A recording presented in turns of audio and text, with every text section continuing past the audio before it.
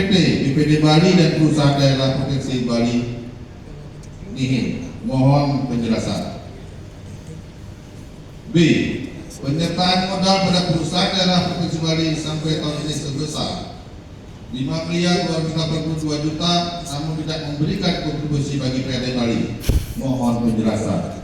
6. Terkait Raperda APBD 2025 tentang daftar pinjaman daerah tahun anggaran 2025. Pada lampiran 16 Romawi tampak bahwa jumlah pinjaman Provinsi Bali sebesar 2.289.651 juta yang bersumber dari pinjaman PT SMI dan PT BPD Bali LPT 8.039 juta. Di sisi lain jumlah pembayaran yang dilakukan pokok pinjaman daerah adalah 248 miliar kepada PT SMI sebagai kewajiban yang harus dipenuhi.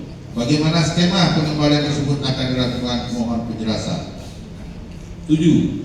Terkait dengan pendapatan asli daerah PAD, hendaknya digambarkan potensi-potensi lebih menjanjikan yang belum termasuk dalam RAPBD 2025, termasuk potensi pendapatan dan aset-aset provinsi yang tersebar di seluruh kabupaten kota seperti ITDC Nusa Dua dan Pusat Kebudayaan Bali PKB di Kelungkung.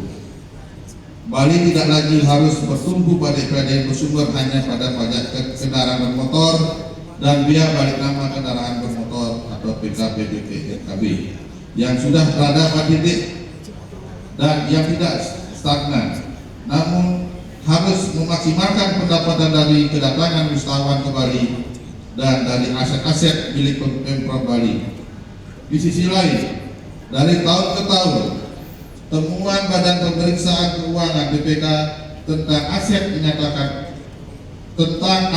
menyatakan aset di Provinsi Bali belum dikelola dengan baik. Terkait hal tersebut, bagaimana mekanisme dan sistem yang diterapkan dalam menetapkan target-target PAD? Mohon penjelasan.